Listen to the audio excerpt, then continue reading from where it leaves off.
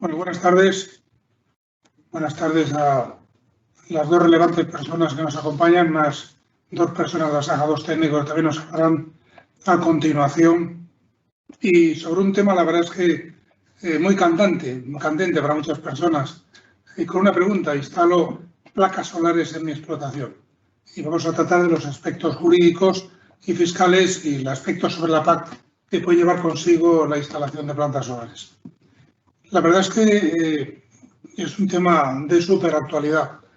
Superactualidad en cuanto que la situación propia de la agricultura, con los problemas que conlleva ahora mismo, desde el tema ambiental, ecológico, el clima, globalización, la reforma de la política agraria común, las demandas de Bruselas, pues hacen buscar a los agricultores y ganaderos refugios en otros sectores que le permitan seguir estando sobre el terruño.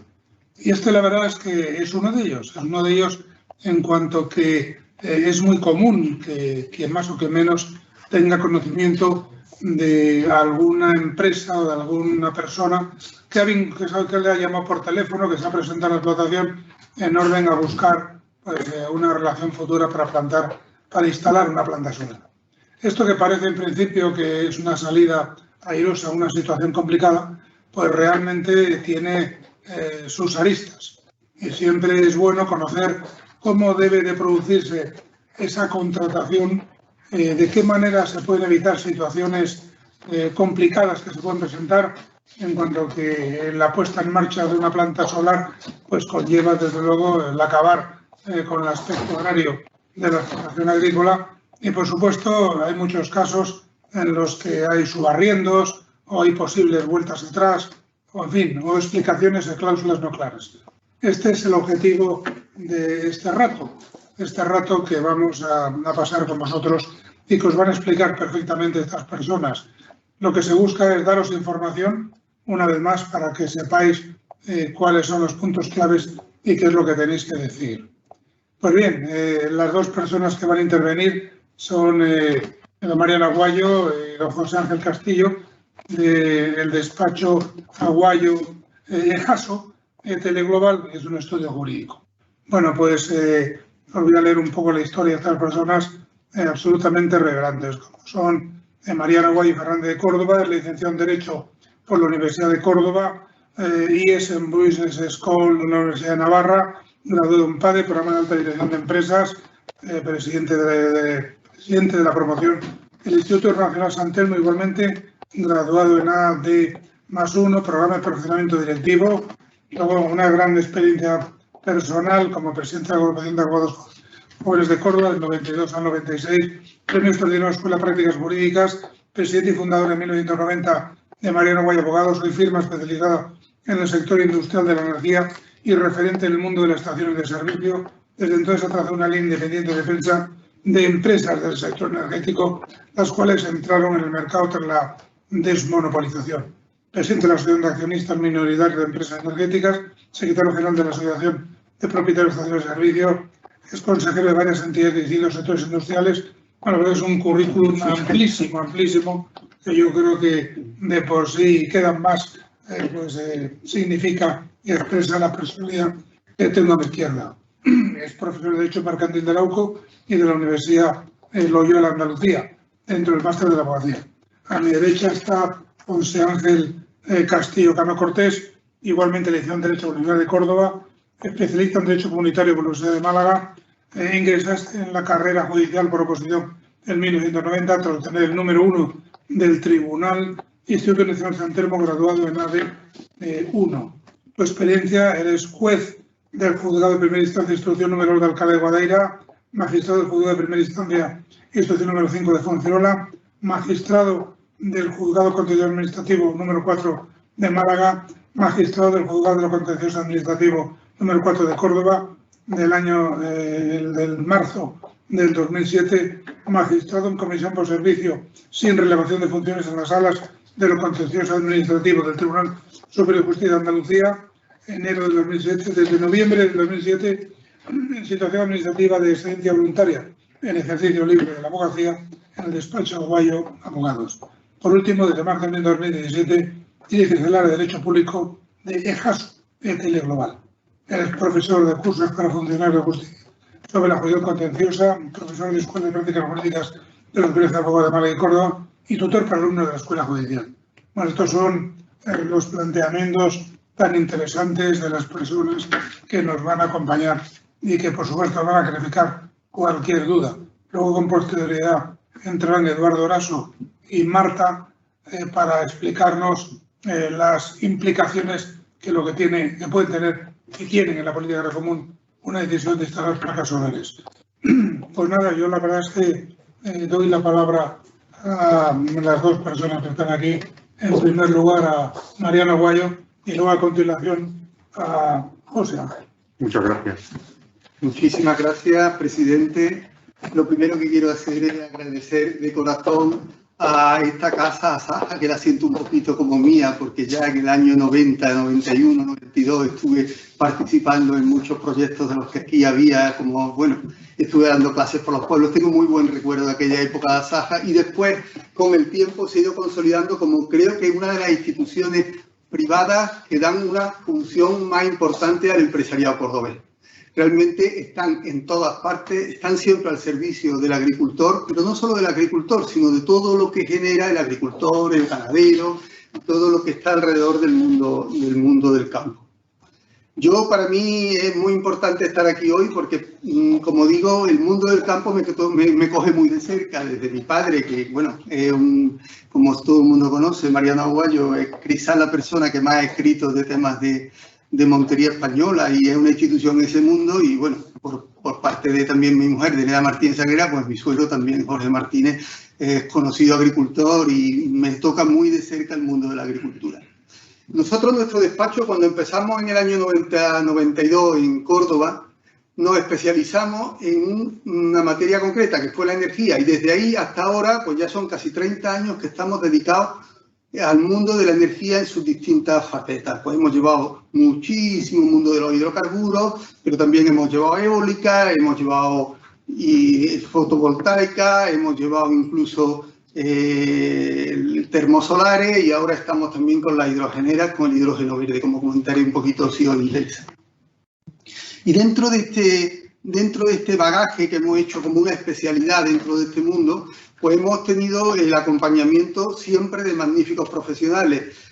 Durante los primeros 90 estábamos dedicados prácticamente al mundo de las estaciones de servicio y después, ya a partir del año 2000, sobre todo con la incorporación tanto de José Ángel Castillo, el magistrado que me acompaña hoy, compañero desde hace ya casi 14 años del despacho, como de Carlos Rodríguez Vallecillo, el abogado del Estado que había en Córdoba, que se vino con nosotros, pues también abrimos mucho a otros campos y ya casi nos dedicamos a casi todo. A partir del año 2017, además, un grupo alemán muy importante, el grupo ETL Global, que para que os hagan una idea es una gran potencia en Alemania en el mundo también de la energía y del asesoramiento del mundo de la energía, contactó con los dos despachos que había en España importantes, que era el nuestro, importante quiero decir que estábamos dedicados a eso, tanto el nuestro como el EJASO en Madrid, entró en el capital de ambos y nos fusionó, con lo cual al día de hoy realmente nosotros, para que os entendáis, en España hay 80.000 despachos de abogados, un dato que me sorprende y me sigue sorprendiendo, y nosotros en volumen somos aproximadamente el número 10 o algo así, el número 11 me parece que estamos en los últimos rankings.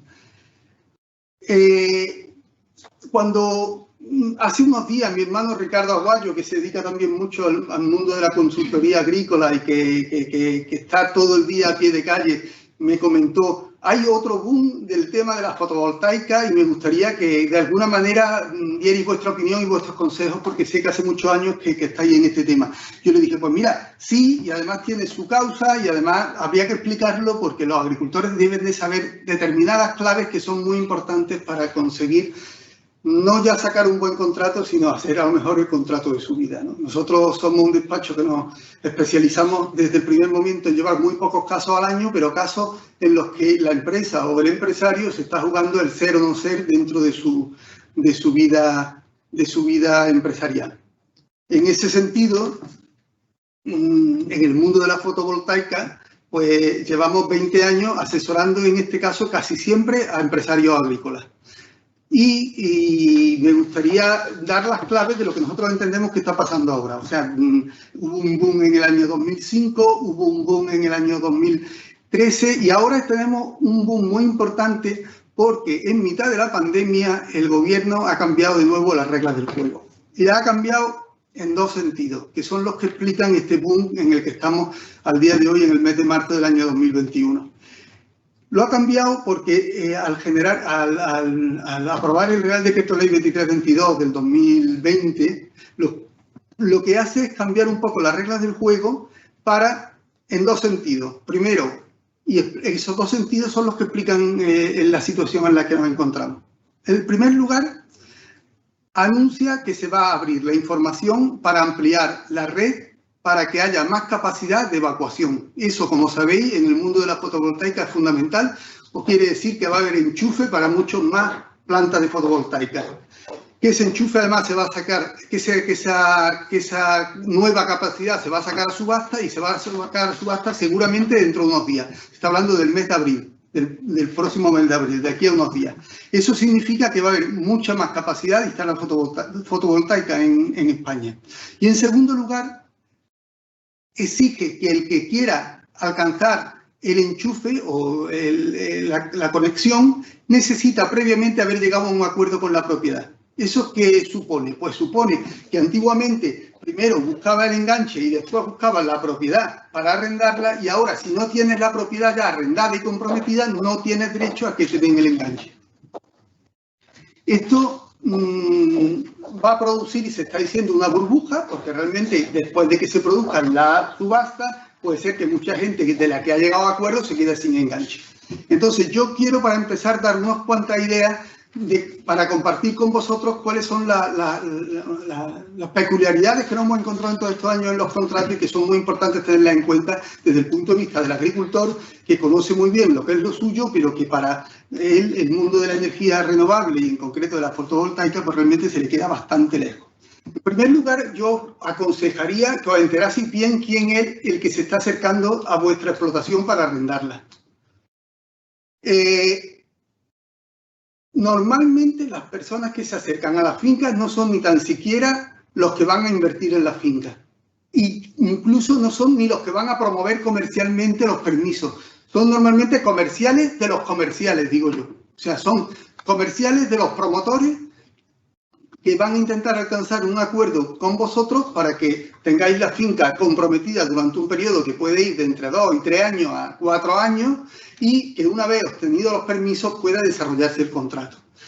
Creo que es importante que vosotros indaguéis cuál es la compañía que sustenta el proyecto, porque incluso, aunque sean los promotores, que son los primeros que van a contratar con vosotros, hay de muchos calibres y de muchos tamaños y de mucha diferencia de seriedad. Es importante porque el contrato que vais a hacer os va a limitar el poder hacerlo con otros, con lo cual la compañía con la que contratéis, dedicaros primero un poquito a saber quiénes son, buscarlo, ver la solvencia y ver qué otros proyectos han desarrollado y qué experiencia tienen en promover parques de este tipo. Hay otro tema que es importante. Cuando se acercan a por una finca, en principio se habla de fuerza, de megavatios. Lo más importante de todo es deslindar muy bien qué es lo que se quiere arrendar. Y nos hemos encontrado con contratos que, pasados los años y cuando se ha ido a tomar posesión, realmente estaban absolutamente abiertos. O sea, nosotros entendemos que es importante que si nos van a ocupar la mayor parte de la finca, paguen por todas. Porque si no, nos van a dejar picos de la finca que no van a servir para nada. Si nos van a dejar el cortijo, porque tenemos interés en que nos dejen el cortijo y no van a arrendar la zona del cortijo, tenéis que tener en cuenta que hay que deslindar un espacio lo suficientemente generoso alrededor para que se pueda generar un hábitat agradable, porque también he visto cortijos deslindados por las mismas paredes a 4 metros del cortijo y la verdad que la casa se queda, que la tiene que conservar y no sirve para nada porque se queda hecha un horror.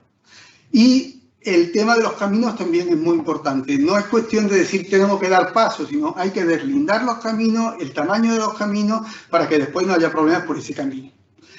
Tema de las líneas eléctricas, la evacuación, también hay que determinar por dónde se va a dar salida y en qué condiciones se va a dar salida.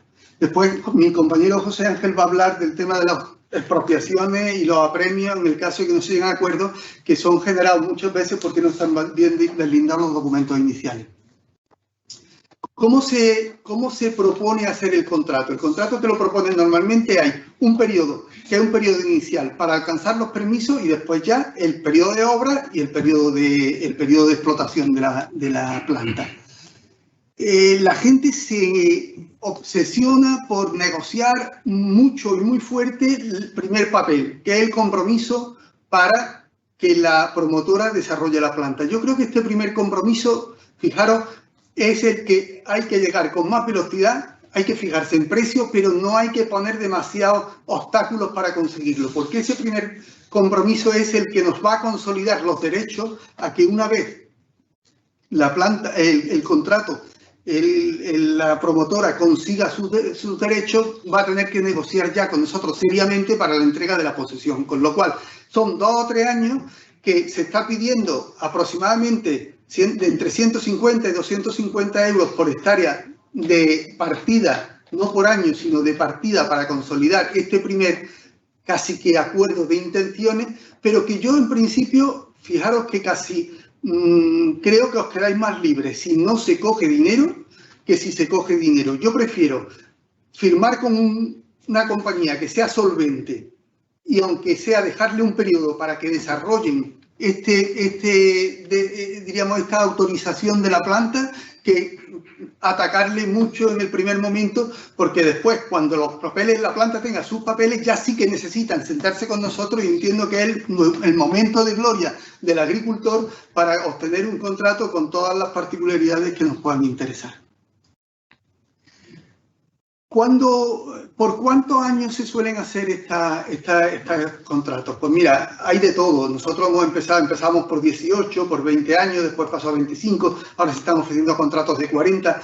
A mí me gusta, si se hace de 40, pero que sean de 40 de obligado cumplimiento, porque hay muchos contratos que ponen 25, pero la industria tiene derecho a salirse después cada X tiempo. Yo prefiero que los derechos que se pacten sean recíprocos y que si se hace de mucho tiempo, que sea de obligado cumplimiento para las dos partes. ¿Se hace en derecho de superficie o se hace en contrato de arrendamiento? Esa es otra cosa que se comenta también mucho y que hay distintas opiniones. Que tenemos muchísima experiencia en el tema de los derechos de superficie, yo creo que el empresario que hace un contrato a tan largo plazo y que va a tener acceso al registro de la propiedad está más blindado mediante un derecho de superficie que simplemente mediante un contrato de arrendamiento, por temas que después, si queréis, desglosamos, pero van básicamente por la objetividad de la renta y la seguridad del cobro de la misma.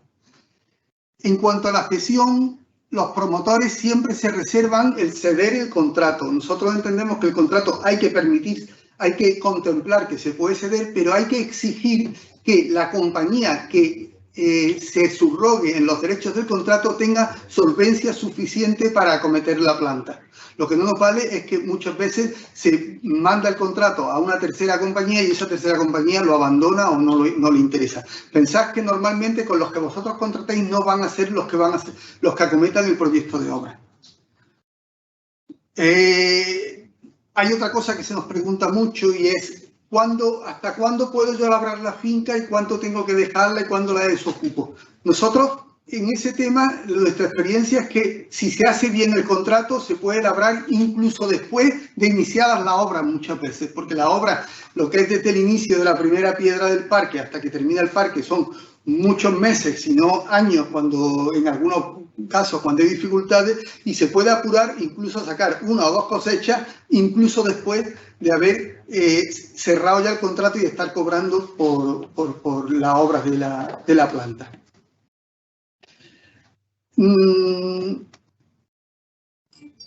Para mí es muy importante, en primer lugar, o en último lugar, en esta primera fase de la charla que estamos organizando, que se queden con una idea. Si le ofrecen un contrato del tipo que se está ofreciendo, si es una compañía seria, fírmenlo y después ya negociarán. Fírmenlo con unas condiciones dignas que les interesen y después ya lo negociarán.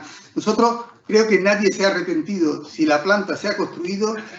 Nosotros tenemos contratos de 800 euros hectárea que están encantados porque llevan un montón de años pagando, cobrando y con el IPC correspondiente la planta el suelo da una vuelta, y después tenemos otros contratos que se firmaron por 5.000 euros en un primero y que no se llegaron a cometer, con lo cual yo creo que hay que centrarse mucho en que sea solvente la persona de la compañía que nos ataca y que no nos pongamos en manos de gente que no va a poder desarrollar el proyecto.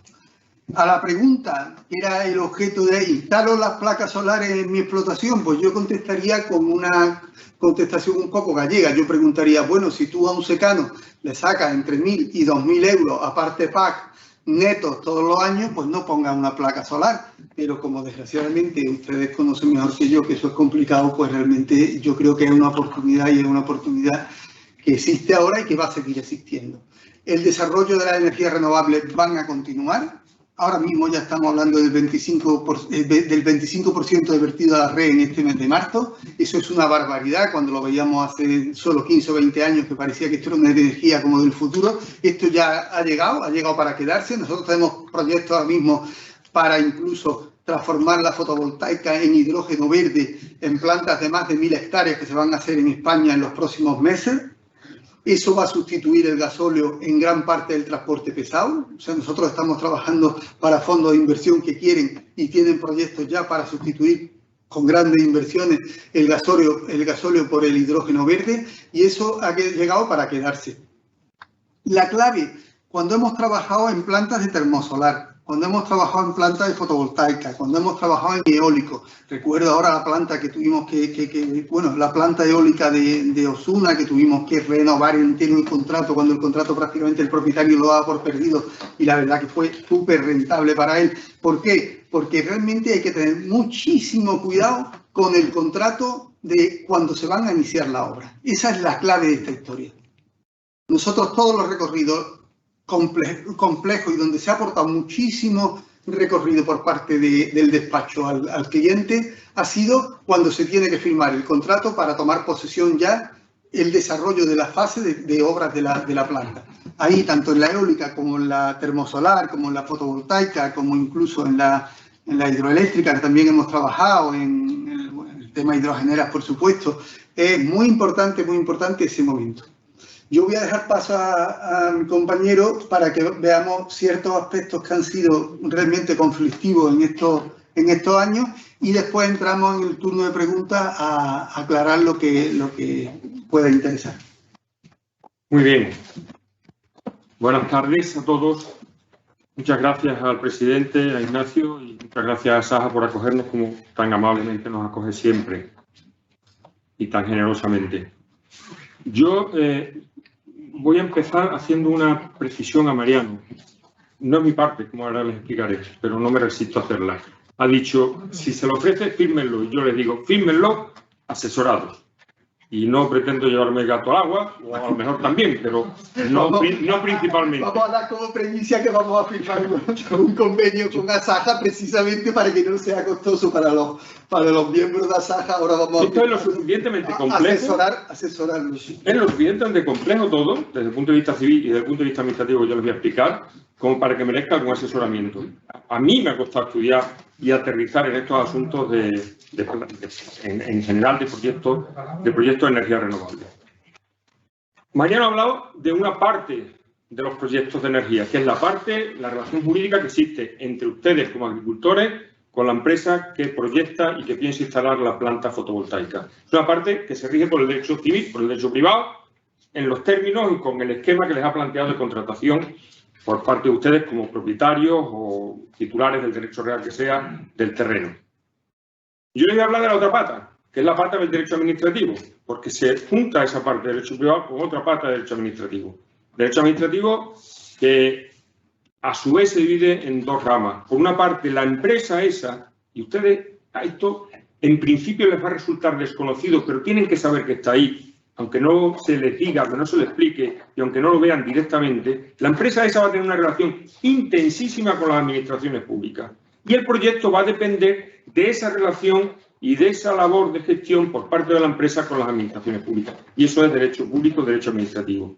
Y por otra parte, otra rama de derecho público y derecho administrativo, que sí les afecta ya más directamente, y que tocaré también brevemente, es la problemática de las expropiaciones o de las declaraciones de utilidad pública. En eso voy a intentar centrarme en los minutos, que no quiero extenderme tampoco mucho. Y voy a completar también algo que decía Mariano al principio. Dice, ¿por qué viene el boom de los proyectos fotovoltaicos en terrenos rústicos? Complemento a eso diciéndoles que en España existe ya un plan nacional de obligado cumplimiento, y en virtud de ese plan nacional, en el año 2030 España tiene que tener el 42% de la energía procedente de energías renovables. Es una necesidad y una obligación. No es un capricho que ahora la gente se haya vuelto loco. Es que se ha decidido ya políticamente, legislativamente, que esto sea así. Eso equivale, para que se hagan una idea, a 60.000 megavatios de aquí al 2030. Y esos 60.000 megavatios equivalen a 3 veces lo que se ha implantado en España en los últimos 20 años. 3 veces. En 10 años se implantará por 3 lo que se ha implantado en 20.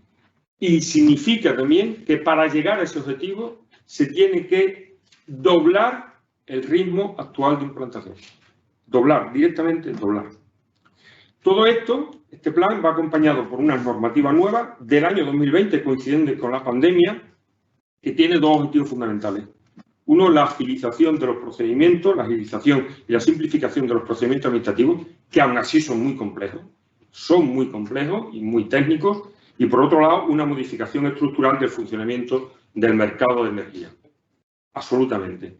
Hay unas normas, yo no quisiera cansarles mucho con el relato de normas, pero sí por lo menos decirles que hay, fíjense, en el año 2020, solamente en el año 2020 se publica el Real Decreto 960/2020, en junio.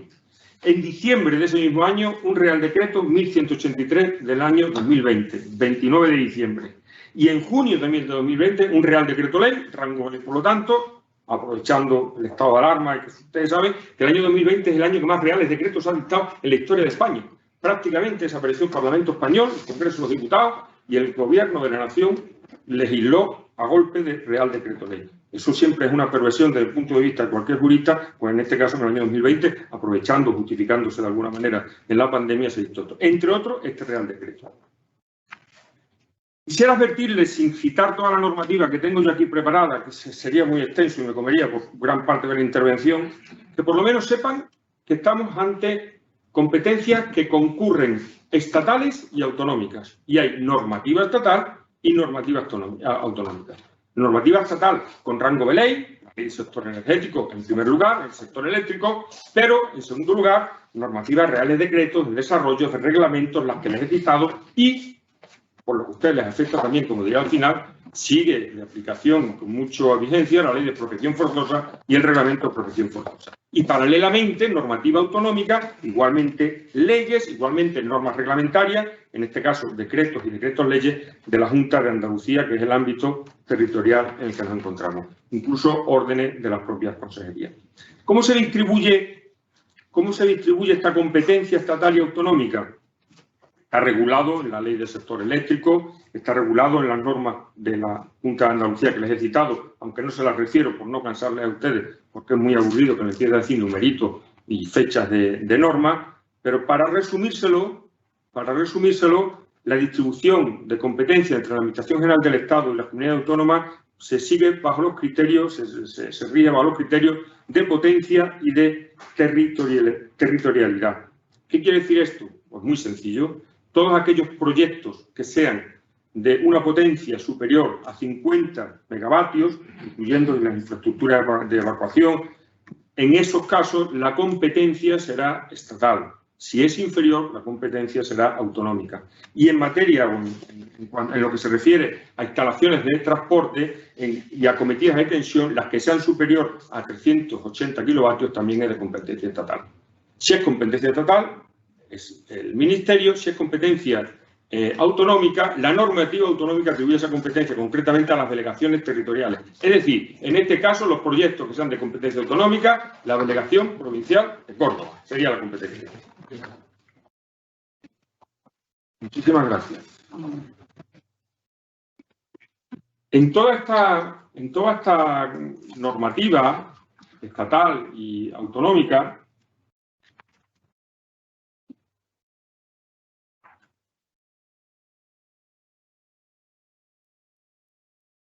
lo fundamental ya sea, como digo, competencia estatal o competencia autonómica, es tener claro la parte que ustedes no van a conocer, pero les insisto, es fundamental, porque todas las prisas de las que hablaba Mariano, todas las necesidades de los contratos y toda la gestión que hagan con ustedes, lo que hay detrás es la necesidad de conseguir las autorizaciones administrativas necesarias para la implantación de este tipo de proyectos y implantaciones.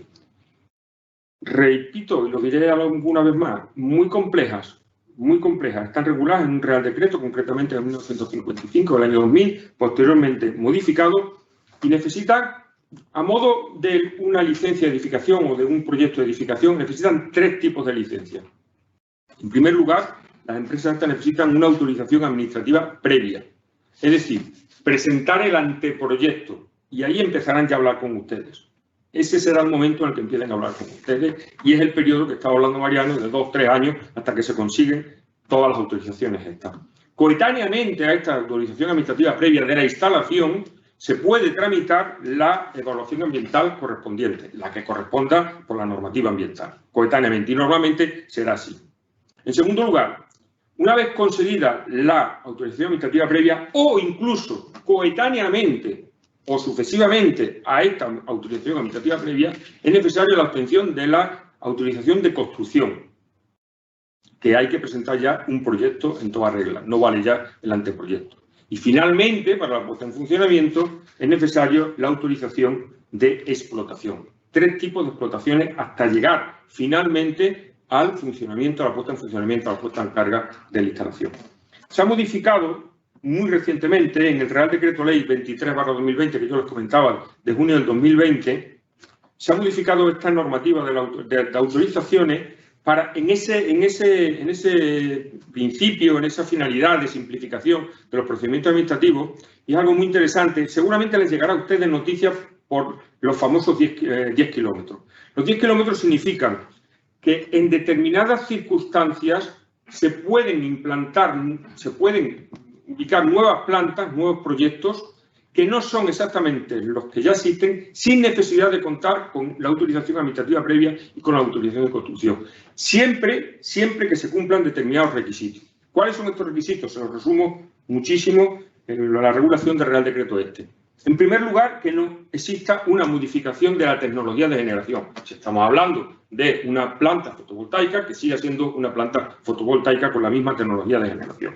En segundo lugar, que la capacidad de acceso, esa de la que hablaba Mariano antes también, no se incremente más de un 5%, que no se empiece a buscar a la red una potencia superior, un incremento superior al 5%. Y en tercer lugar, que es donde vienen los famosos 10 kilómetros estos que nosotros tenemos en despacho, clientes con esta problemática frecuente, que la ubicación de la nueva instalación no tenga una distancia superior a los 10 kilómetros respecto a la preexistente.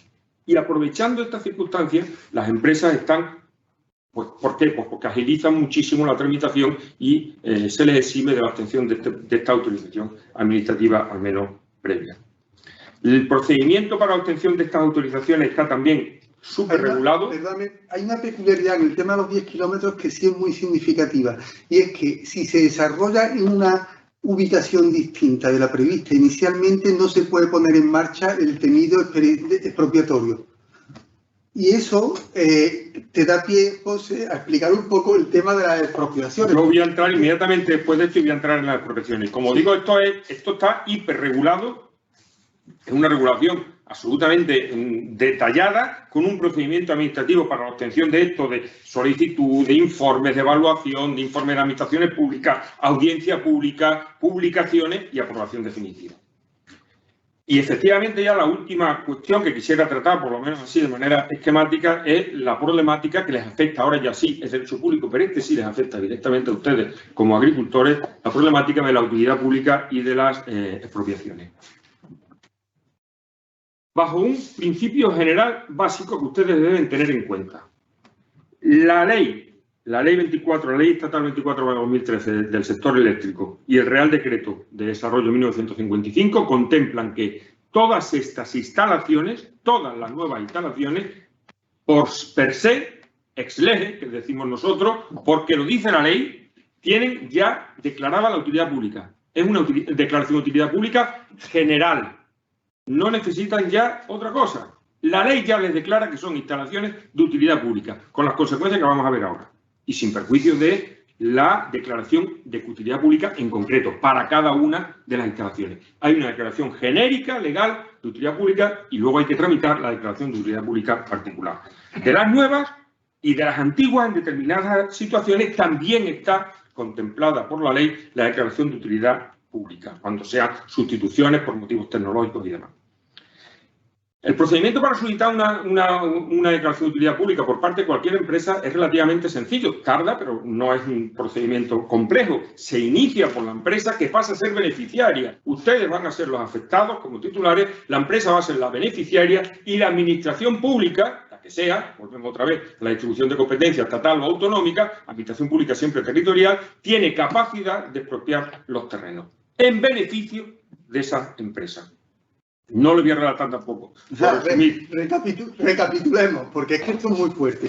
Sobre tu finca te declaran por un tercero que es de utilidad pública limitarte los derechos que tiene la finca, en concreto por derecho de paso o por incluso por derecho de planta. Ahí tuvimos nosotros el tema de la planta termosolar de Saetilla por acciones, que hubo otra compañía que pidió la declaración para intentar iniciar el procedimiento expropiatorio y terminamos en tribunales y tuvimos que pararlo en tribunales. Ahora vamos a los tribunales, que les quiero hacer también alguna advertencia. Ahora vamos a los tribunales porque yo soy abogado, vivo de ir a los tribunales y antes tenía un oficio que era el tribunal y los tribunales hay que ir cuando no queda más remedio.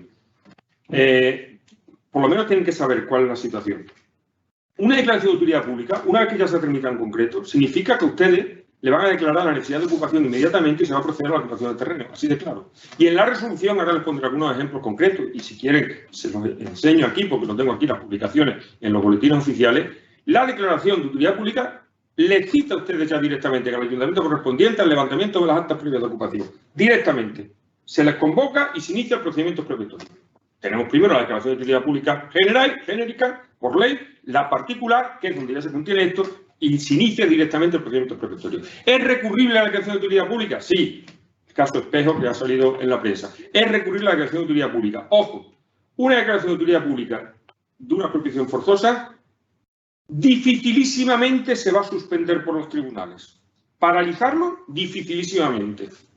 Y anularlo, salvo meteduras de patas formales del procedimiento muy relevantes, con muchísima dificultad. Yo se lo advierto, les podría decir que no, que vengan a nosotros, que nosotros se lo ganamos. No, no voy a decir eso. Les voy a advertir cuál es la situación, porque es la que es. Y yo no puedo decir nada más que la situación legal que es. Y dicho esto, termino ya, se inicia el procedimiento expropiatorio. Pero el procedimiento expropiatorio es inmediato. Procedimiento puramente expropiatorio, bajo el trámite de urgencia de la ley de expropiación forzosa del artículo 52, con el acta previa de ocupación ya levantada y, por lo tanto, con los terrenos en manos de la empresa beneficiaria, que es a favor de la cual se ha tramitado el procedimiento de declaración de utilidad pública y la determinación del justiprecio. De justiprecio solamente les voy a decir una cosa. Ojo, porque la ley del suelo cambió. Hubo unos momentos históricos en los que el tema de crear ciudad y de las dotaciones públicas y demás, terrenos rústicos, sabemos que se han valorado, no digo que como urbanos, pero casi, eso ha desaparecido, ¿eh? Eso ya los tribunales están echando para atrás, la normativa es distinta, ha cambiado y los tribunales también han cambiado. La normativa y los tribunales. Y aquí si uno está sembrando patata, lo que te pagan es un terreno de sembrar patata. No la vocación que tengas de generar una planta o de hacer aquello una industria. A ti lo que te expropian es un terreno con lo que tú estás sembrando, no con lo que puede tener ni con la vocación que puede tener. Siempre un procedimiento expropiatorio puede terminar, por supuesto, con un acuerdo de mutuo acuerdo, siempre, y se termina el procedimiento automáticamente, puedes llegar a un acuerdo con la administración, con la beneficiaria en este caso, que es por la que quiere llegar, con la... El procedimiento expropiatorio es este, si les hago una advertencia. Normalmente, cuando estemos hablando de instalaciones fotovoltaicas, no, las empresas van a huir solamente por la tramitación esta, que dilata mucho y añade el tiempo a las autorizaciones administrativas, van a intentar huir de este procedimiento expropiatorio. Primeramente por eso. Y en segundo lugar, porque en el caso concreto de las plantas fotovoltaicas, los contratos que se están haciendo, como bien ha explicado Mariano, son contratos de arrendamiento, no son contratos de derechos reales. Ni se adquiere el terreno ni se constituyen derechos de servidumbre, derechos de superficie, como pasa, por ejemplo, en el caso de la energía eólica, que sí hay contratos de derechos, o sea, expropiaciones de derechos de superficie. Aquí no. Aquí sí hay una expropiación de las líneas eléctricas, esa sí es necesaria, de evacuación, hay una expropiación de las servidumbres que se generan para los accesos a las instalaciones, pero de la terreno que se dedica a la planta, normalmente se va a huir de la apropiación.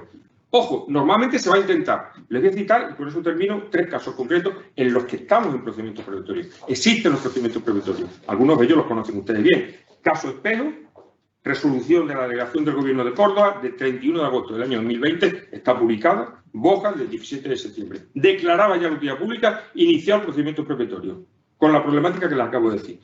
Cavernas, en Almería, está en trámite de información pública, que es un trámite previo ante la declaración, boletín oficial del Estado, porque por la envergadura es competencia del Estado, volvemos a lo mismo, de 4 de septiembre del año 2020. Y en Granada, una resolución de la delegación del Gobierno de Granada, declaración ya de utilidad pública de 29 de junio del año 2020. BOE de 8 de agosto del año 2020. Es decir, existen casos de expropiación forzosa. Se puede llegar a un acuerdo, se puede ir a una expropiación forzosa y en mitad de un procedimiento de expropiación forzosa tampoco es extraño que se pueda alcanzar un acuerdo. Yo tenía muchas cosas que contarles, pero creo que ya me he pasado de tiempo y no... Muchas gracias. José, hay un tema que es importante también porque se nos pregunta muchísimo. ¿Hay garantías de que a mí la finca el día que se vayan se queda exactamente en el mismo estado agrícola en que yo lo encontré o con la orografía y el suelo que yo lo ofrecí? Y hay una confusión que también quiero aclarar. Por algunos promotores se está diciendo que hay un aval frente a la administración que garantiza eso. Eso no es así. El aval contra la administración, normalmente contra la entidad local que puede, diríamos, ejecutarlo, es para que se entregue al ayuntamiento. Pero si el aval es del ayuntamiento, no es del propietario. No me sustituye mi derecho a premiar con un aval al dueño de la planta para que me reponga la finca al estado en que la encontré. Ya tenemos, como llevamos muchos años con el tema de fotovoltaica, ya tenemos una crisis muy gorda pasada, que fue la de la reducción de las primas que hizo el gobierno de Rodríguez Zapatero en su día, que fue un auténtico horror. Me acuerdo de una charla... Pero se han perdido todos los arbitrajes internacionales. Me acuerdo yo que di una charla en IFEMA, en Madrid, en aquella época, y expliqué que las primas podían ser recortadas por el gobierno en un momento dado. Se levantaron los empresarios que me iban a comer. Me dijeron que eso era imposible de todos los imposibles, que las primas estaban consolidadas y eran para siempre y eran derechos adquiridos. Bueno, pues el Tribunal Supremo, 3 o 4 años después, dijo que las primas no eran derechos adquiridos y que se estableció el criterio de la razonabilidad a la hora de reducir las primas y de reducir las subvenciones. Eso ha sido un auténtico desastre para muchas compañías que compraron la planta descontando ya todas las primas que iban a obtener en los próximos 25 o 30 años, porque muchos promotores vendieron porque la planta tenía una prima. Cuando compró el inversor pensando que la prima era parte de lo que iba a conseguir él para recuperar la inversión establecida, pues se quedó en la más absoluta ruina. Llegaron los concursos de las plantas. ¿Qué ocurría? Que la planta en sí tenía, al principio, no tenía recursos, diríamos, propios, sino que era todo contra deuda. ¿Qué es lo que ocurrió? Que hubo que renegociar todos los contratos y al final, para conseguir la viabilidad de la planta, hubo que reducir en muchos casos los cánones. Eso se ha perdido todo, eso se llevó a arbitraje internacional por las multinacionales, los fondos que invirtieron, y hasta donde yo sé se han perdido todos los arbitrajes internacionales que se han llevado. Queda alguno, Bengoa tiene ahora uno pendiente, pero casi todos. El otro día salió uno de Austria que parecía que estaba de otra manera, pero vamos, lo gordo se han perdido las empresas, lo han ganado el Estado español. Se ha ganado por la abogacía del Estado español. Y los grandes perjudicados son, al final, también los agricultores que tenían el suelo arrendado, porque aquello no daba lo que tenía que dar. Para tranquilidad también vuestra, ya las plantas no se están poniendo pensando en las primas, sino pensando realmente en la rentabilidad directa de vertir a la red. Y por último, un temito, también hay posibilidades fotovoltaicas sobre techo y para consumo sin evacuación fuera, sin evacuación a la red. Con esto yo creo que hemos dado un... Venga, vamos a dejar a los técnicos de verdad que saben de la PAC, que hablen de la PAC. Nosotros le cedemos en...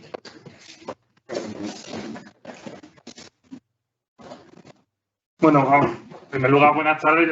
Yo muy rápido porque lo interesante era escuchar a vosotros. La verdad es que... Hombre, ¿Nos hemos pasado aquí? No, que va, está súper interesante porque es verdad que sobre todo la época en la que estamos ahora, en plena campaña de paz, y está viendo mucha gente, como Marta bien sabe, preguntando, porque es verdad que le están tocando mucho. Entonces yo creo que había que hablar muy bien, porque una de las cosas que más nos preguntan es la diferencia cuando el tema de la bajada de prima en su día con cómo está ahora, y yo simplemente nada, aclarar como hemos hablado otras veces, el tema de cómo afecta esto a la paz y cómo afecta a los cultivos. Lo ha explicado Mariano antes perfectamente, que en teoría una persona, aunque le hagan ese primer contrato, puede seguir explotando su finca hasta que, digamos, inicien la obra. Entonces eso hay que tenerlo claro. Sabemos todos que en la PAC, ¿vale? Para cobrar la PAC necesitamos por cada derecho una hectárea, y derecho que no se cobre porque no se use una hectárea durante 2 años, ese derecho pasa a la Reserva Nacional. Entonces, mientras no hagan ese primer contrato y podamos seguir explotando la finca, y en principio no hay ningún tipo de problema. En el momento que ya la finca pase a ser improductivo y no podamos labrar, no podamos cultivar o tengamos que quitar el cultivo, ahí tendremos 2 opciones. Una, o buscar otra tierra de similar región, que es complicado en algunas regiones porque están prácticamente desde 2015 están acotados las hectáreas, los derechos. Y la segunda opción, pues hay un mercado actualmente de derechos de pago básico. Aquí, como se ve en Asaja, tenemos una bolsa que ponemos en contacto a los interesados. Sería vender esos derechos a alguien que pueda estar interesado. Eso por un lado. En segundo lugar, lo habéis dicho perfectamente y yo creo que el mejor consejo que hay, asesorarse muy bien a la hora de estos contratos. Que nadie se encuentre con la sorpresa de que, aunque habéis dicho que ya no va a pasar, pero que pase algo parecido como las primas, que incluso hubo gente que conocemos que se quedó con las estructuras puestas en la finca, sin las placas, sin PAC, sin poder cultivarla, se quedó sin nada. Entonces yo creo que uno de los mejores consejos que habéis dado es asesorarse muy bien de quién es la empresa que está detrás de todo el tema, a ver si, no, como te he dicho, a lo mejor por querer abarcar mucho en el contrato nos quedamos sin contrato, sin PAC y sin cultivo, ¿vale? Y luego, ¿en qué momento hasta qué momento, digamos, se puede explotar la finca? Habría que ver la normativa de la PAC y cada caso concreto, pero como norma general sabéis que las parcelas que se declaran en la PAC, ¿vale?, tienen que estar a disposición del agricultor y de los ganaderos a fecha 31 de mayo del año en concreto, ¿vale? Y luego habría que cumplir ya en función del cultivo el tema de continuidad. Pero al menos como mínimo hasta junio tendríamos que tener la parcela a disposición. Y habría que entrar en detalle de ver qué tipo de cultivo, si es barbecho para el síe, si es olivar, etcétera, etcétera.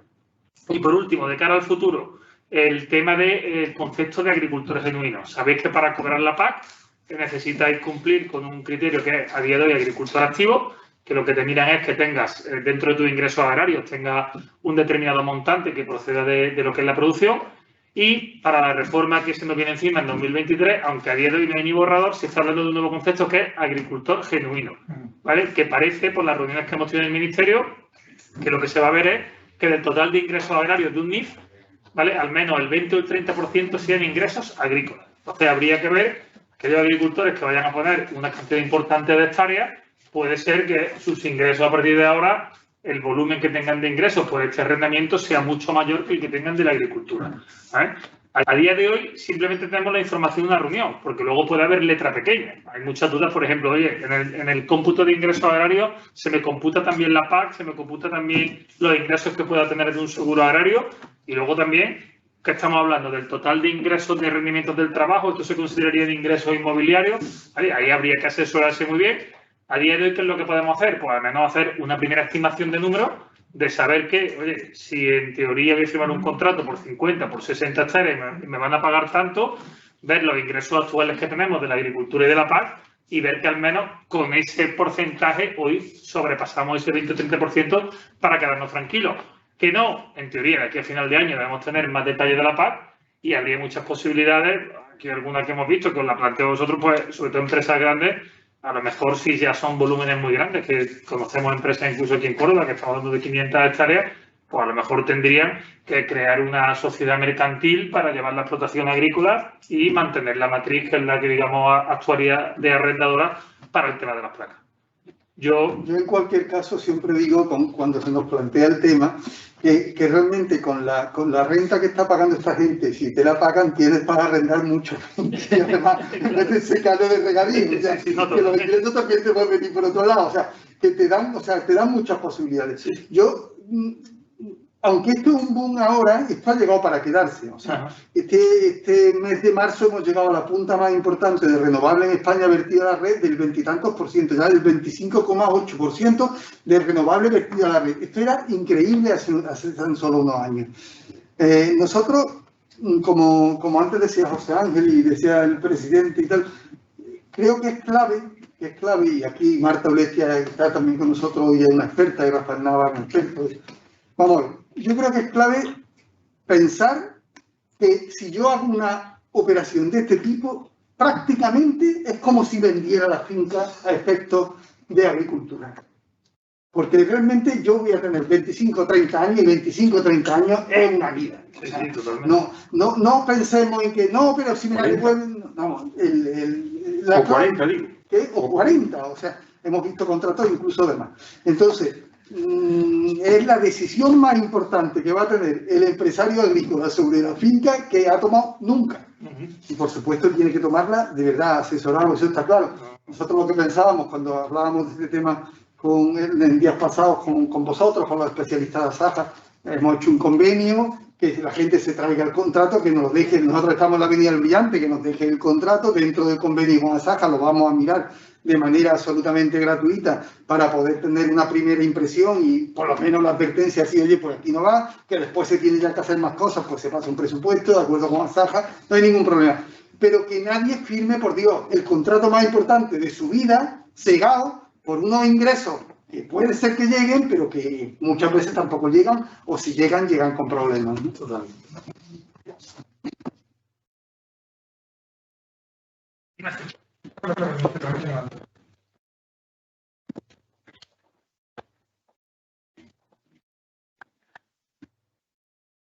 Muchas gracias, Mariano, José Ángel. Gracias, Eduardo, también, por la exposición que habéis hecho. Interesantísima de los riesgos y venturas que tiene una decisión de este tipo, que como tú acabas de decir, es lo más importante que toma un empresario, porque es muy posible que no viva al final de ella. Pero sin embargo, como se dice normalmente, de aquí a 30 años todos calvos. Puede dejar una situación a tus herederos o a la propia finca complicada si en un momento se desea vender. Hay una serie de preguntas que os voy a pasar. Bueno, no se ha presentado a Eduardo, que está ahí, acaba de hablar el tema de la PAC. Es ingeniero agrónomo de la Escuela Técnica Superior de Ingenieros Agrónomos de Córdoba. Eres máster en Dirección y Gestión de Empresas Agrarias, Agricultural University of Gante en Bélgica, y luego de la Asaja Córdoba de julio del 2003. Ingeniero agrónomo, Departamento Técnico, responsable de cítricos, frutas y hortalizas y asesoramiento técnico y de la PAC. Y desde mayo del 2011, coordinador del Servicio Agropecuario y Forestales. Y participas en importante número de cursos, jornadas, congresos. El Gazal SL, colaborador en empresas familiares de gestión agroganadera industrial. También ahora una pregunta, se la voy a pasar a Marta Ulecia García, doctora en Derecho por la Universidad de Córdoba y directora del Departamento Jurídico de Asaja Córdoba. Son las personas que nos van y nos están acompañando esta tarde. Bueno, hay una primera pregunta. ¿Es legal el arrendamiento de 40 años? Perfectamente legal. Hay una segunda pregunta. ¿Qué ocurriría si la empresa o empresas que explotan el parque fotovoltaico quiebran? ¿Quién asume el coste de quitar la instalación fotovoltaica? Eso precisamente es un tema que hemos querido antes tocar. Vamos a ver. En principio, por norma, o sea, por ley, la empresa tiene que presentar garantías frente a la administración. Pero nosotros, por nuestra experiencia, entendemos que también debía de presentarlas frente al agricultor. Porque no podemos dejar la ejecución de las garantías en manos de la administración. Entonces nosotros entendemos que habría que pedir una garantía aval para que si la compañía, por lo que sea, desapareciera, se pudiera ejecutar por el agricultor. Y es más, hemos visto en los últimos contratos que se están haciendo una válvula o ventana, le llamamos nosotros, de salida, si los precios no son razonables, si no entra, si hay cambios drásticos en la normativa. Eso, diríamos, son ventanas de salida que yo creo que no se deben de poner en los contratos, porque son ventanas de salida que sería tanto como dejar el cumplimiento del contrato a la voluntad de una de las partes. Por mucho que se quiera decir que depende, que después un tercero será el que dictamine si hay posibilidades de cumplir o no cumplir. Yo creo que la decisión del agricultor cuando cede su suelo para poner una planta fotovoltaica y por los años que lo ceda es una decisión irrevocable y que tiene que tomarse todas las garantías para que cuando se devuelva la finca dentro de 25, de 30 años, de los que fueren que se pactare, se devuelva en las condiciones que se entregó. Totalmente de acuerdo. Además, yo creo que... ¿Perdón? Sí. Que lo que no debemos los agricultores es con esas rentas teóricamente beneficiosas, llevarse como el flautista de Amelín detrás de esa renta y dejar atrás una serie de circunstancias de arrendamiento gravísimas si no se dan, se acuerdan bien. Totalmente de acuerdo.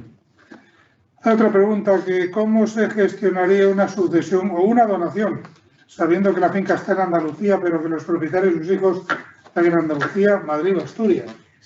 Bueno, nosotros no somos fiscalistas, ni Mariano ni yo, pero no somos especialistas en fiscalidad. Pero de todas maneras, quizás podamos apuntar algo.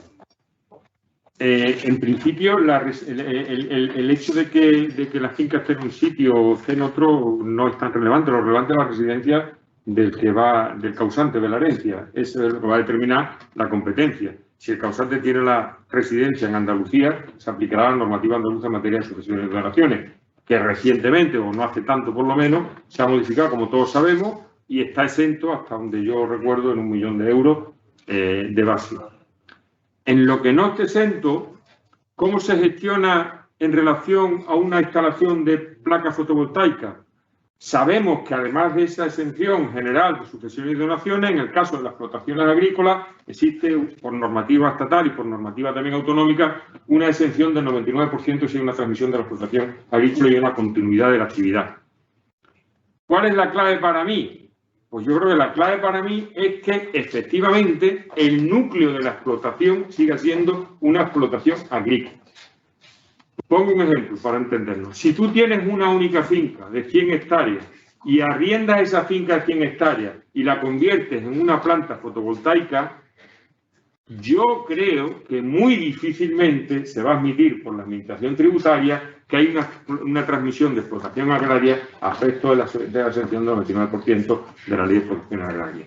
Creo que muy difícilmente. Si tú tienes una explotación agraria en la que una pequeña parte, una parte no significativa, la arriendas pero continúas con la explotación agraria, pues será un complemento de esa explotación, pero no habrá perdido la condición de explotación agraria y por lo tanto posiblemente sí se pueda considerar que está afecto por esta exención. Yo creo que es un problema de casuismo y que la idea fundamental es la finalidad que pretende la exención del 99%, que haya una continuidad en la explotación agrícola. Esa es la finalidad de la norma tributaria y eso es lo que se tiene que conseguir. Si eso no existe, no se va a aplicar desde mi punto de vista.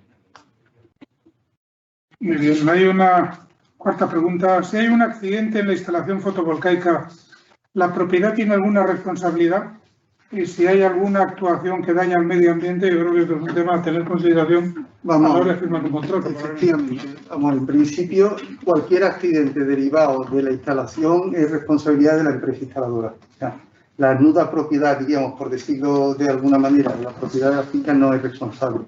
En cuanto si hay alguna actuación que dañe el medio ambiente, hay un principio básico que contamina el que paga, pero en los temas medioambientales graves, que en principio yo entiendo que una explotación podría dar unos daños graves si se dejase alterando realmente lo que es el paisaje, los esqueletos, como nos decían antes, tal, la responsabilidad directa será de la empresa. Y lo que tendríamos que evitar siempre es la reclamación frente al propietario del terreno, que habría diríamos, que defender, que no tiene nada que ver porque es la compañía la que ha tenido la posesión y ha tenido la obligación de dejar. Para eso precisamente sí que está el aval frente a la administración para que no se produzcan este tipo de temas. Eso es un problema de contrato, hay que plasmarlo muy bien en el contrato. Eso es una de las condiciones que tú decías, que no nos vayamos con el caramelo, con la zanahoria de la renta, que hay otras cosas muy importantes, como decía perfectamente. Y hay una consideración en esta pregunta. Tengamos en cuenta que en lo que yo he explicado, en esa parte oculta para el agricultor, es la empresa la que se entiende con la administración. Quien pide los permisos y obtiene los permisos es la empresa, no es el agricultor, que permanece ajeno a esa gestión administrativa. Eso apoya lo que ha dicho Mariano, que efectivamente no parecería lógico que una responsabilidad medioambiental, una responsabilidad por un accidente laboral, pueda repercutir en el propietario del terreno. Muchas gracias. Hay una pregunta ahora que yo creo que tal vez, si no tienes inconvenientes, puramente agraria, ¿no? Marta. La debiera comentar Marta. Dime. Vamos a ver, Marta, mira, pregunta José Miguel Gargado. Si estoy inscrito en el registro de explotaciones prioritarias, ¿cómo me afectaría arrendar parte de mi explotación para una instalación fotovoltaica? Pues efectivamente sí tiene repercusión importante para el que tiene ya la inscripción en el registro de explotaciones prioritarias y para el que pretende hacerlo. Si lo que arrienda es la totalidad de la explotación, sin duda pues, pierde toda posibilidad. O sea, deja de estar inscrito en el registro de explotaciones prioritarias y en caso de que lo pretenda, pues no lo va a conseguir. En el caso de que lo que arriende sea una parte de la explotación, habrá que ver si sigue cumpliendo los requisitos que se exigen para la inscripción. Concretamente, pues, se me ocurre el tema de que hay que seguir siendo agricultor, pero con una dimensión determinada. Si no tiene esa dimensión porque ha arrendado la mayor parte, pues eso hay que estudiarlo, ¿no? Y por otro lado, el tema del requisito de agricultor profesional, que si, claro, la renta que percibe por el arrendamiento no es ingreso agrícola, por lo tanto, pues se detrae tiene menos posibilidades de ser agricultor profesional. Pues, depende de las dimensiones, pero habrá que estudiarlo. Desde Asaja solemos, bueno, veis en los boletines y en la revista que hacemos hincapié en los beneficios de la inscripción en el registro de prioritaria, y es que pues tiene muchos beneficios. Fundamentalmente hemos tenido hace poco las ayudas de modernización de explotaciones y bueno, pues para conseguir puntos para que se concedan, pues es muy beneficioso. También pues de cara a gastos de notaría, de registro, en el caso de impuestos de transmisiones patrimoniales, cuando se adquiere una finca, hipoteca, etcétera. Sí, tiene mucha repercusión.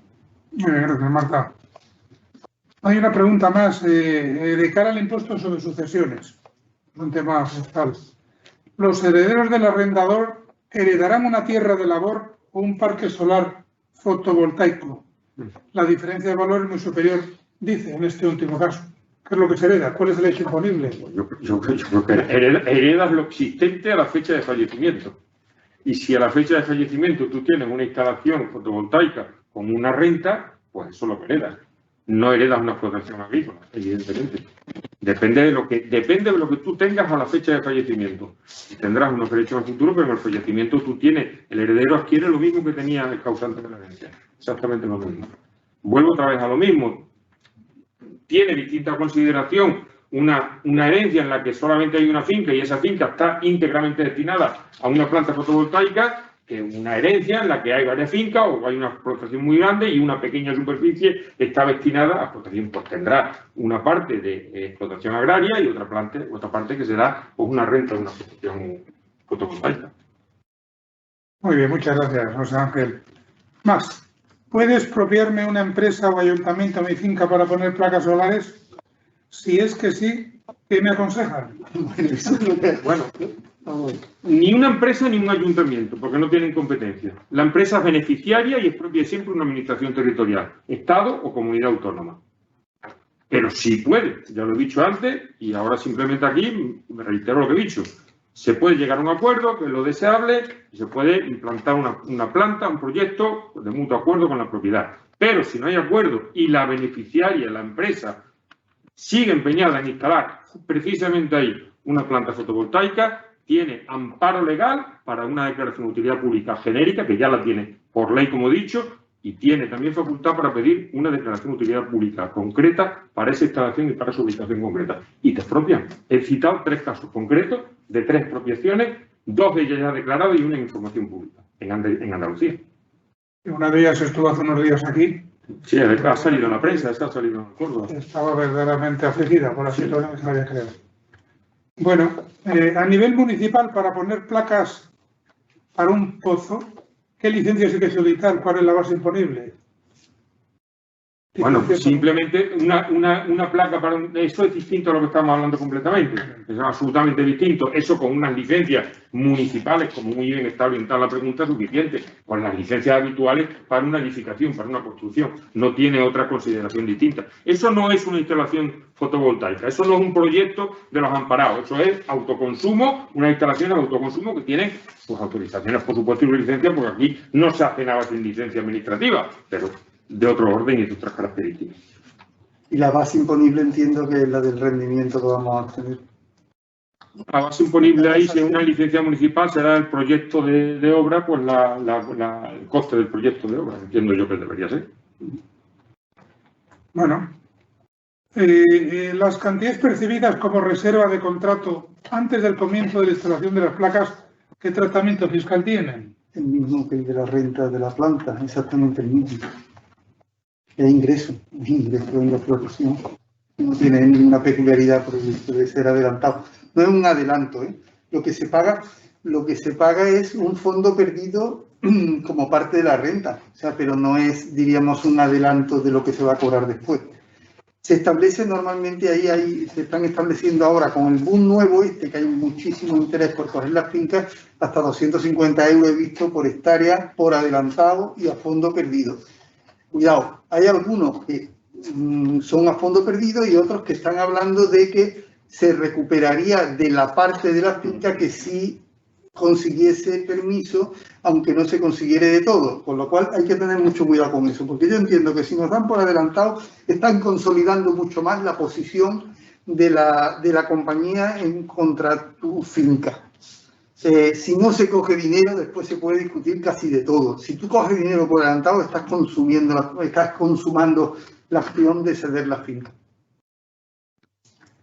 Bueno, aquí preguntan algo que habéis aludido, son 2 instituciones, ¿no? ¿Podría explicar la diferencia entre el derecho de superficie y el arrendamiento? ¿Qué es mejor? Vamos, bueno, el derecho de superficie es un derecho real, como la propiedad, es un derecho que se inscribe en el registro de la propiedad, aunque el arrendamiento a largo plazo también se puede escribir, pero diríamos, es mucho más objetivo y más firme con respecto a lo que se va a hacer después en la finca.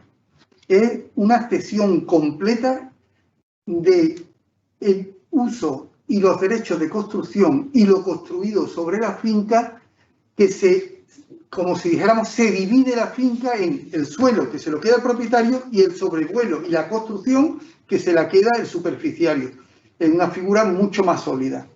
El contrato de arrendamiento es lo que sabemos, un contrato de arrendamiento y tiene la solidez que tiene, no es un derecho real contra el bien, sino que es un derecho obligacional del que lo hace frente a la compañía. Sobre pros y contras, yo he leído varias opiniones y efectivamente hay gente que prefiere el arrendamiento porque parece que te ocupan menos la finca, pero después nosotros hemos tenido muchísimos pleitos de derechos de superficie porque fue una figura muy utilizada en los años 90 por las compañías petroleras precisamente para establecer estaciones de servicio con otros fines, y el derecho de superficie te da una posición muy sólida después para cobrar, mucho más, diríamos, objetivada de lo que pase o del devenir del fin económico de la planta. Es curioso que la realidad es que en parques eólicos se suele utilizar la figura del derecho de superficie, lo que se pacta o lo que se va a expropiación es un derecho de superficie, posiblemente por la envergadura de la instalación de lo que son los aerogeneradores, y sin embargo en plantas fotovoltaicas la figura jurídica de derecho privado que se suele utilizar es la del contrato de arrendamiento. Y yo creo que tiene la aplicación esa porque desde luego tiene diferencias jurídicas y trascendencias jurídicas distintas. Las plantas fotovoltaicas nos han pasado unos problemas siempre con el tema de los caminos. Vamos a ver, se establece el derecho de superficie sobre lo que es el molino, Pero después los caminos, que también ocurre en la fotovoltaica, se habla de caminos en los contratos. Los caminos son casi un concepto jurídico indeterminado. O sea, qué anchura tiene un camino, qué trazado tiene el camino. Todo esto hay que aclararlo muy bien antes de entregar la posesión de la finca. El momento clave para la fotovoltaica no está en el contrato primero, que es un contrato prácticamente un compromiso de intención para que se desarrollen los permisos. Está cuando tengo que ceder la posesión de la finca, porque el día que yo ceda la posesión de la finca, después los caminos va a ser muy complicado reclamarlos si no están bien deslindados. Muy bien. Bueno, yo creo que esto se lo voy a pasar a Eduardo, ¿no? Sería interesante saber hasta cuándo se cobran ayudas PAC una vez firmado el contrato. ¿Cuándo pasa a ser improductivo? Bueno, lo hemos explicado antes más o menos. En el momento que ya empiece la obra, la construcción, como cualquier, no solo en placa, sino como cuando también alguien arrienda para una gravera temporal o alguna historia, mientras tenga el uso agrícola y se disfrute y se pueda labrar, hasta ese momento se puede usar y se puede usar en la PAC. Ya habrá que tener en cuenta los plazos que determina la PAC, que a día de hoy hemos dicho, es que esté a disposición del agricultor a fecha 31 de mayo del año en curso. Es decir, si un señor ahora tiene un cultivo o un cereal y ha firmado un contrato que van a entrar, de hecho tenemos casos no solo de plantas, también plantas de compostaje que se están haciendo y van a empezar la obra de las plantas en agosto, pues ese señor ha declarado esa parcela en la PAC y luego recogerá su cereal y cuando ya te recoja su cereal, la empresa, en este caso el ejemplo de la planta de compostaje, empezará la obra en su parcela y el señor ha declarado la PAC hasta este mismo año. Entonces sería hasta el momento exacto en el que él esté labrando o en el que vayan a comenzar la obra. Nosotros hemos tenido fincas que han tardado más de un año en terminar de ocuparlas para poner la planta, con lo cual hemos tenido casi un año más cobrando como planta y labrando la finca. Y labrando la finca. Muy bien. Si se produce la expropiación, ¿qué ocurre con los derechos económicos que yo tenía en virtud de ese contrato de arrendamiento? No entiendo bien la pregunta. Es contradictoria. La pregunta es contradictoria. Ahí hay que aclarar al que pregunta que una cosa u otra. O hay un contrato de arrendamiento que es libremente pactado entre las partes, o hay una expropiación forzosa que es cuando las partes no se han puesto de acuerdo e interviene la administración a petición de la empresa beneficiaria que proyecta la instalación. Pero las dos cosas yo creo que lo que está preguntando es lo siguiente. Si a mí me expropian la finca y yo tenía unos derechos sobre la finca... otros derechos. Los derechos de la planta, ¿me tienen que pagar mi expectativa de derechos sobre la planta o no me tienen que pagar mi expectativa de derechos sobre la planta? Bueno, eso es lo que pregunta. En una expropiación se expropian bienes y derechos. Y si hay un derecho de arrendamiento, hay que expropiarlo también, hay que pagarlo. Se paga también dentro de justiprecio, se abren dos piezas de justiprecio, normalmente se pone una AR, que significa arrendamiento, y una pieza de justiprecio para el arrendamiento, y otra para la propiedad. Eso nosotros una muy grande la cuenta de Espino. Eso es habitual, eso es normal en cualquier expropiación. No tiene... Bueno, no sé, ¿se puede pedir a la empresa que abastezca de energía generada a un cortijo del propietario cercano a la planta fotovoltaica? Vamos a ver, no. Una cosa es el autoconsumo de, por ejemplo, las placas que se ponen sobre los techos de las naves, que es un negocio totalmente distinto, y otra cosa es una compañía que lo que hace es poner un negocio para verter a la red. Si tú viertes a la red, tú entras en la red. Eso es igual que un salto de agua en una presa. Por mucho que seas lindero o propietario de la finca al lado del salto de agua, el salto de agua no te puede enchufar a ti. Eso vuelca en la red. Su punto de conexión y de ahí sí se distribuye, pero no... Ahí hemos conseguido en el Tribunal Supremo hace aproximadamente un par de meses precisamente un autoconsumo en un salto de agua, José. Sí, bueno, pero es una problemática... Que lo ha llevado Carlos Rodríguez, el compañero de abogado del Estado que decía antes. Muy bien. Se ha firmado un contrato de arrendamiento para poner una planta fotovoltaica y tienes en el contrato el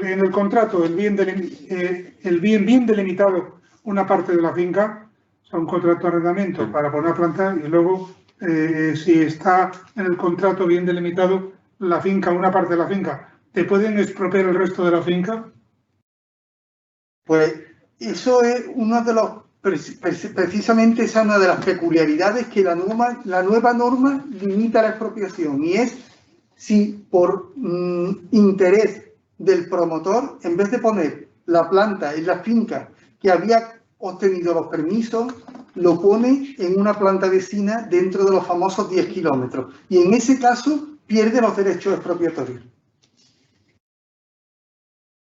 Precisamente para evitar que primero se consigan los permisos y después te vaya a la finca del vecino a ponerle apropiando. O sea, si tú has presentado la finca y has presentado tus permisos sobre esa finca y esas parcelas, tienes que hacerlo en esas parcelas. Y si lo haces en otras, tiene que ser en base a un acuerdo personal, pero nunca a una expropiación. Está bien pensado, ¿eh? Sí, sí, una manera de protegerla. Claro, una manera de protegerla. Además, porque se le da un beneficio que es que eso significa que no va a necesitar permisos adicionales, permisos nuevos, ya que se le da ese beneficio, no se le da privilegio. Bueno, nos hacen una última pregunta. Dice que es una pregunta que se sale un poco del contexto, pero interesante en mi opinión. Actualmente, la normativa en materia de instalaciones de producción de hidrógeno verde o renovable la consideran como actividad industrial, concretamente como industria química, y por tanto el electrolizador debe situarse en suelo industrial, y no así, en su caso, la planta fotovoltaica. ¿Cuál es actualmente la normativa aplicable para la tramitación de este tipo de instalaciones? ¿Se puede obtener declaración de utilidad pública de estas instalaciones? De hecho, las que nosotros conocemos de generación de hidrógeno están todas en suelo rústico, bajo lo que en Andalucía, porque en cada comunidad autónoma está definido de una manera, es el proyecto de actuación urbanística. ¿Por qué? Porque el 70 al 80% del gasto de una instalación de hidrógeno es electricidad. Y esa electricidad, en todos los casos de hidrógeno verde, se está proyectando a través de plantas fotovoltaicas. Es decir, son instalaciones que tú tienes en la fábrica, por llamarlo así de alguna manera, con la electrolisis para separar el oxígeno del agua y luego sale el vapor de agua, y eso se alimenta con una electricidad que es la que rompe la molécula, con megaplantas, las que nosotros conocemos, de 1000 hectáreas. Ahí son las que alimentan la electricidad. Están desarrollando plantas de 1000 hectáreas. Y son proyectos de actuación urbanística desde el punto de vista urbanístico, clarísimamente. Es que no se puede instalar en un polígono eso. Es imposible. El proyecto en el que nosotros estamos participando, que hemos tenido el honor de ser designados por un fondo muy importante para su desarrollo en España, son plantas de 1000 hectáreas de fotovoltaica, junto con la fábrica que por el sistema de descomposición, diríamos, del agua, convierten en hidrógeno verde, y ese hidrógeno verde se traslada después a las hidrogeneras, que se llaman, que son una especie de estaciones de servicio, pero dedicadas al hidrógeno verde, que además tienen un nivel de autonomía muy importante. O sea, con 25, con 30 hidrogeneras se podría cubrir el espacio para el consumo de la gran ruta, porque está pensado en principio en la primera fase para la gran ruta. Hay 3 países en el mundo que son pioneros en este tema. Básicamente Corea, Japón y ahora España, dentro además de los nuevos fondos por el tema del COVID y tal, es el país con más desarrollo de hidrógeno verde del mundo actualmente. Y esta iniciativa quieren cubrir la demanda prácticamente en unos años. O sea, mucho 4 o 5 años. En 4 o 5 años quieren tener ya a disposición de todas las grandes rutas de camiones que van a venir del sur de Europa, que pasan a África y tal, y se van a poner, si Dios quiere, en España. Muy bien, pues no hay más preguntas, o mejor dicho, sí las hay, pero no podemos atenderlas porque llevamos ya un tiempo un poco agotador. La verdad es que disculpas a los que nos hayan planteado más preguntas que no podemos pasaros, y la verdad es que os agradecemos muchísimo vuestra participación, que ha sido absolutamente interesante.